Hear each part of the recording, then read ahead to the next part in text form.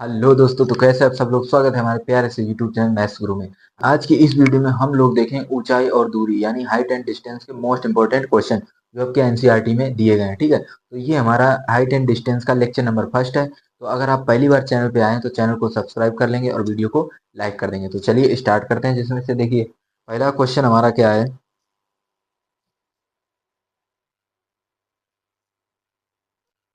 तो देखिए पहला क्वेश्चन है, एक पेडिस्टल के शिखर पर 1.6 मीटर ऊंची मूर्ति लगी है।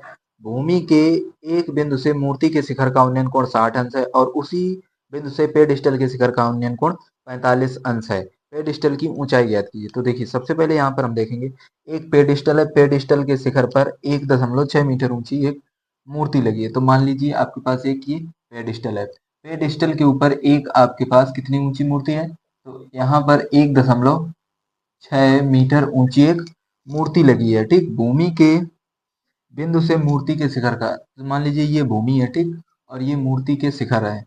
तो यहाँ से इसके जो शिखर का उन्नयन कोण है ये कितना है, तो ये आपको दिया गया है 60 अंश। कितना है, 60 अंश। फिर इसके बाद बोला गया उसी बिंदु से पेडिस्टल के शिखर का उन्नयन कोण, ये मूर्ति का शिखर का है और ये पेडिस्टल, तो पेडिस्टल के शिखर का उन्नयन कोण कितना है, तो ये आपको दिया गया है 45 अंश है। तो पेडिस्टल की ऊंचाई ज्ञात की, यानी इसकी मुझे हाइट बतानी है। ठीक, अब देखिए इसको हम किस प्रकार से करेंगे। यहाँ लिखेंगे ए बी सी और डी। आधार मुझे नहीं दिया गया, इसको क्या मान लेंगे, एक्स। ठीक, एक बार फिर से समझिए, एक पेडिस्टल है, पेडिस्टल के ऊपर 1.6 मीटर ऊंची मूर्ति लगी है। पेडिस्टल के शिखर से जमीन के आधार से जो इसका उन्नयन कोण वो कितना है, 60, और पेडिस्टल के शिखर से जमीन के इसी बिंदु से कितना है, 45 अंश। तो त्रिभुज देखिए, अब यहाँ पर कितने त्रिभुज हैं, तो आप बोलेंगे सर दो। देखिए दो त्रिभुज हैं यानी दो एंगल हैं। कितने एंगल हैं, दो। तो एंगल ले गए हम, सबसे पहले कौन सा एंगल लेंगे, तो मान लीजिए हम लेंगे 60।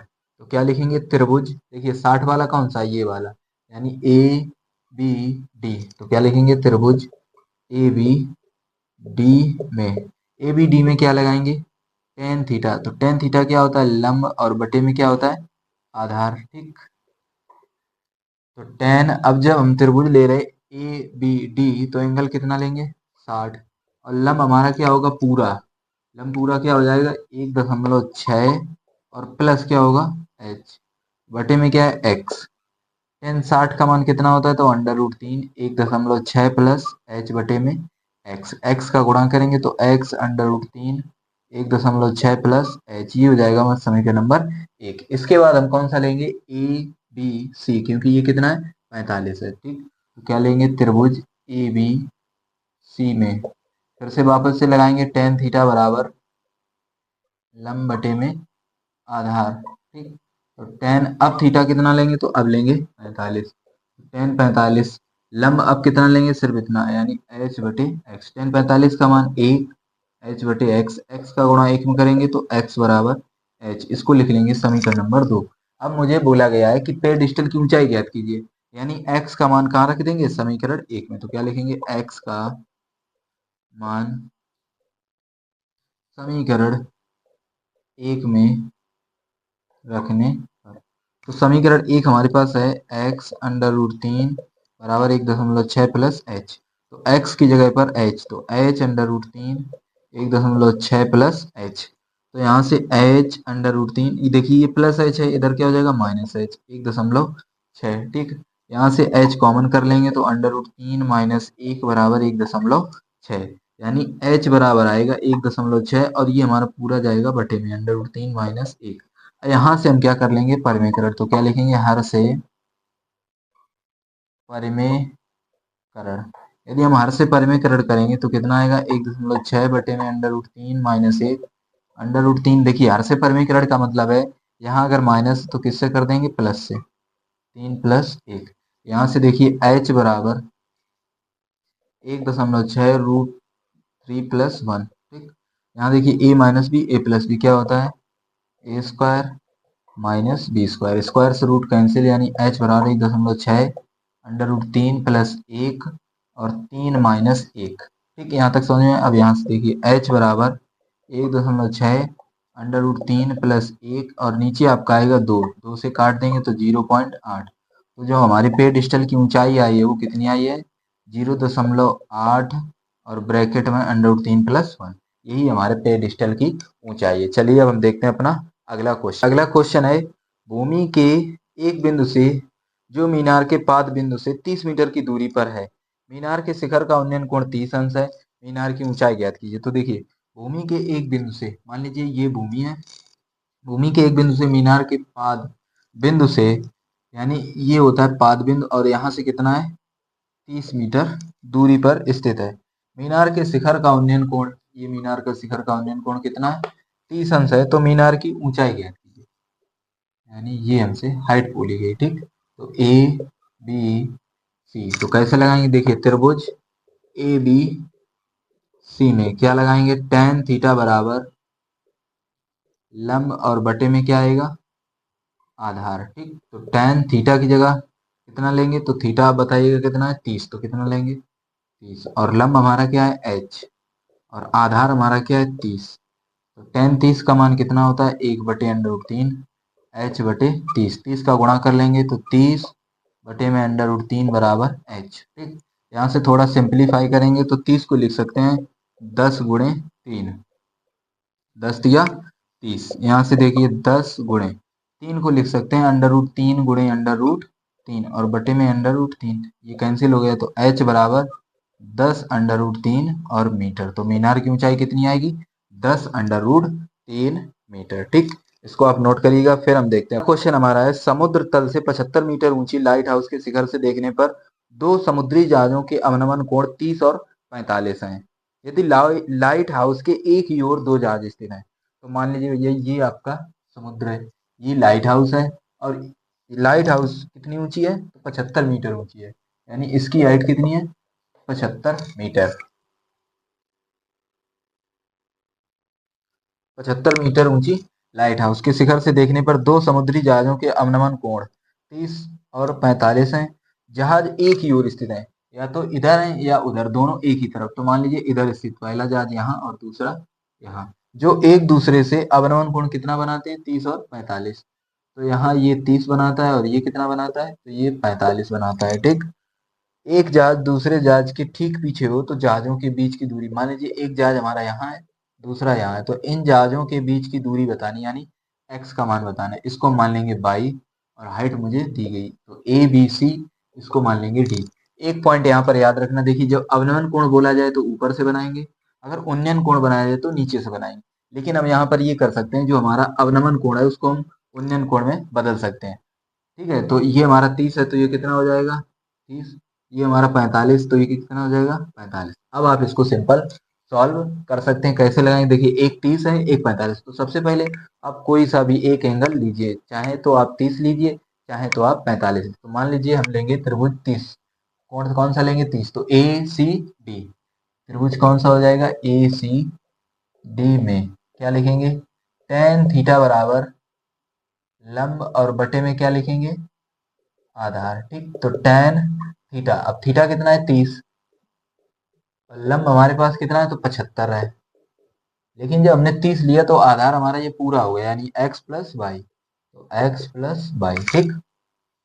tan 30 का मान कितना होता है, तो 1/√3, 75 बटे में x प्लस वाई, गुणा करेंगे तो x प्लस वाई बराबर 75√3। समीकरण कौन सा हो गया, ये हो गया हमारा समीकरण नंबर 1। इसके बाद कौन सा लेंगे, त्रिभुज बी सी डी, जिसका एंगल कितना है 45। तो त्रिभुज बी सी डी में क्या लिखेंगे, tan थीटा बराबर लंब और बटे में क्या लिखेंगे, आधार, ठीक। फिर कोणमिति में हमेशा यही लगाएंगे, ठीक। तो tan थीटा कितना है 45, लंब हमारा सेम रहेगा, कितना रहेगा 75, लेकिन आधार बदल जाएगा। अब 45 है तो आधार सिर्फ इतना है, यानी बाई। tan 45 का मान कितना होता है 1, और यहाँ आएगा 75 बटे में बाई, तो बाई का गुणा कर लेंगे तो बाई बराबर कितना आया 75। इस बाई का मान हम कहाँ रखेंगे, तो इस बाई का मान रखेंगे समीकरण 2 में। तो क्या लिखेंगे, बाई का मान, देखिए बाई का मान समीकरण 1 में रखेंगे, ठीक। बाई का मान समीकरण 1 में रखने पर, तो समीकरण 1 पहले लिखेंगे, तो x प्लस वाई बराबर 75√3, तो x प्लस वाई, और वाई हमारा कितना है 75 बराबर 75√3, तो x बराबर कितना आएगा 75√3। अब देखिए यहाँ पर ये +75 है, उधर क्या हो जाएगा -75। तो x बराबर यहाँ से 75 कॉमन है तो √3 माइनस 1, और ये हमारा क्या फाइनल आंसर। तो क्या लिखेंगे, एक जहाज दूसरे जहाज के 75√3 माइनस 1 मीटर पीछे है। ठीक, यही हमसे बोला गया था कि एक जहाज दूसरे जहाज के ठीक पीछे है तो कितनी दूरी पर है, दूरी बताइए। तो ये हमारी क्या है, दूरी। चाहे तो आप इसको और भी आगे सॉल्व कर सकते हैं। कैसे, देखिए √3 का मान कितना होता है, 1 दशमलव, √3 का मान होता है 1.732। तो √3 का मान आप यहाँ रखना, 1 से घटाना, फिर जितना है 75 से गुणा कर देना। ठीक है, तो चलिए आप देखते हैं अपना अगला क्वेश्चन, इसको आप नोट कर लीजिएगा। एक सीधा राजमार्ग एक मीनार के पाद तक है, या पाद तक जाता है। मीनार के शिखर पर खड़ा एक आदमी एक कार को 30 अंश के अवनवन कोण पर देखता है, जो कि मीनार के पाद की ओर एक समान चाल से जाता है। ठीक है, 6 सेकंड बाद कार का अवनवन कोण 60 अंश हो गया है। इस बिंदु से मीनार के पाद तक पहुंचने में कार द्वारा लिया गया समय ज्ञात कीजिए। तो देखिए, मान लीजिए आपके पास एक सीधा राजमार्ग है, मान लीजिए ये कुछ सीधा राजमार्ग है। ठीक, यहाँ पर एक मीनार है, मीनार के पाद तक जाता है यानी यहाँ तक। मीनार के शिखर पर खड़ा एक आदमी, मान लीजिए यहाँ पर कोई एक आदमी है जो एक कार को 30 अंश के अवनवन कोण पर देखता है। तो मान लीजिए यहाँ से वो कितना देखता है, तो ये देखता है 30 अंश के अवनवन कोण पर। ठीक है, उन्नयन नहीं है, क्या है अवनवन। तो अवनवन कहाँ से बनाएंगे, ऊपर से, यानी ये कितना देखता है 30 अंश के अवनवन कोण पर देखता है, जो कि मीनार के पास तक एक समान चाल से जाता है। 6 सेकंड बाद कार का अवनवन कोण 60 अंश हो जाता है। यानी मान लीजिए कार यहाँ थी और यहाँ से जब यहाँ आई तो उसे टाइम कितना लगा, 6 सेकंड, यानी बी बिंदु पर आई, तब उसका उन्नयन कोण कितना हो गया, तो ये हो गया उसका 60। कितना हो गया, 60 अंश हो जाता है। तो इस बिंदु से, यानी इस बिंदु से कार को यहाँ मीनार तक पहुंचने में कितना समय लगेगा, ये हमसे क्वेश्चन में बोला है। यानी इस क्वेश्चन मार्क का मुझे आंसर बताना है, तो इसको क्या मान लेंगे, टी मान लेंगे, टाइम। ठीक, और यहाँ पर ये है। अब देखिए, अभी हमने बताया था जब भी हमें अवनवन कोण दिया जाए उसको हम उन्नयन बना लेंगे। यानी ये 30 है तो ये कितना हो जाएगा 30, ये हमारा 60 है तो ये कितना हो जाएगा 60। अब सिंपल आप लगा सकते हैं, कैसे, सबसे पहले त्रिभुज कोई सा एक लीजिए, मान लीजिए 30 वाला लेंगे तो ए सी डी, क्या लिखेंगे, त्रिभुज ए सी डी में tan थीटा बराबर क्या लिखेंगे, लंब बटे में आधार। तो tan थीटा, अब थीटा 30 लिया है तो 30, और लंब हमारा कितना है तो वो है h, बटे में आधार क्या है, तो आधार जब 30 लेंगे तो पूरा जाएगा, यानी 6 प्लस टी। अब आप लोग यहाँ बोलेंगे सर टी निकालें या एच निकालें, तो हमसे क्वेश्चन बोला गया कि कार द्वारा लिया गया समय यानी टाइम बताना है, तो एच से मुझे कोई लेना देना नहीं है। तो tan 30 का मान कितना होता है, 1/√3, और एच बटे 6 + टी, गुणा कर लेंगे तो 6 + टी बराबर h√3 समीकरण 1। यहाँ पर क्या किया हमने, गुणा कर लिया, 6 का इधर गुणा कर लिया, √3 का इधर गुणा कर लिया। फिर कौन सा त्रिभुज लेंगे, तो त्रिभुज बी सी डी यानी एंगल 60। त्रिभुज बी सी डी में क्या लिखेंगे, tan थीटा बराबर लंब और बटे में क्या लिखेंगे आधार। तो tan थीटा, अब थीटा कितना लेंगे 60, और लंब हमारा क्या है h, और आधार अब हमारा सिर्फ इतना रहेगा, कितना t। तो अंडर tan 60 का मान √3 बराबर h बटे t, और t से गुणा करेंगे तो कितना आएगा t√3 बराबर h। इसको हम लिख सकते हैं समीकरण 2। अब यहाँ से देखिए हमसे बोला गया t का मान ज्ञात कीजिए यानी समय, तो ये इस h का मान हम कहाँ रख देंगे, समीकरण 1 में। तो क्या लिखेंगे, h का मान समीकरण 1 में रखने पर, तो समीकरण 1 पहले लिखेंगे, क्या है 6 + टी बराबर h√3। तो 6 + टी बराबर h, और h की जगह हम पूरा मान रखेंगे कितना t√3, और गुणे √3 पहले से है। ठीक, तो 6 + टी बराबर √3 कितना होता है 3, और 3 का गुणा टी में यानी 3t।